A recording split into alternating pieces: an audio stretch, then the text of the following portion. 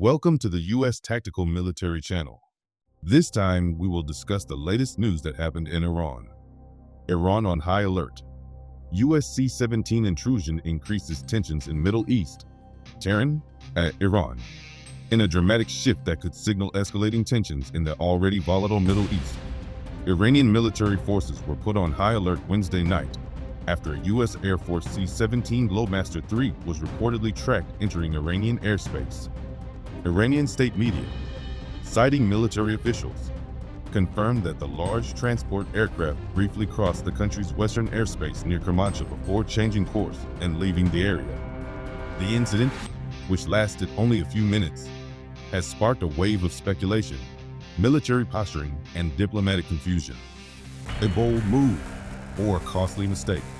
The U.S. Department of Defense has not officially commented on the incident, which has prompted a flood of theories about whether the flight was a navigational error, a covert intelligence mission, or a calculated show of force. The C-17 is not a stealth aircraft. If it entered Iranian airspace, it was either a deliberate act or a serious failure in flight planning, said LT. Called Thomas Renner, a former U.S. Air Mobility Command officer. You can't just walk into Iran. Satellite data analyzed by an independent flight monitoring network appeared to corroborate Iran's claim.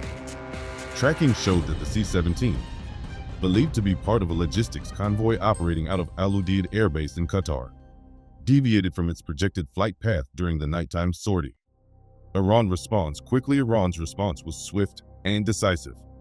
The Islamic Revolutionary Guard Corps IRGC scrambled fighter jets and activated several surface-to-air missile batteries. In Tehran, Supreme Leader Ayatollah Ali Khamenei was personally briefed, and Iranian media reported that the military was placed on the highest state of readiness. We showed restraint this time, but our radars locked on faster than they realized. Civilian flights over western Iran were temporarily suspended, and air traffic was diverted as a precaution. Regional reactions and global implications. Across the region, allies and rivals alike are watching closely. Israel's defense ministry declined to comment but quietly raised its own alert level, while Russia and China issued statements urging calm and calling for a transparent investigation. Turkey and Iraq, both neighbors with complicated ties to Washington and Tehran, have expressed concern about potential miscalculations. This kind of airspace violation is a trigger for a bigger conflict that no one in the region wants, said a senior Turkish diplomat who spoke on condition of anonymity.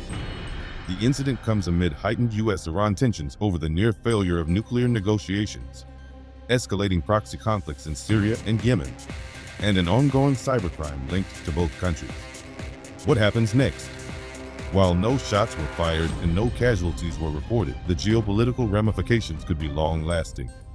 This could be a probing operation, a test of Iran's reaction time, said Dr. Farah Naderi, a political analyst at Beirut University.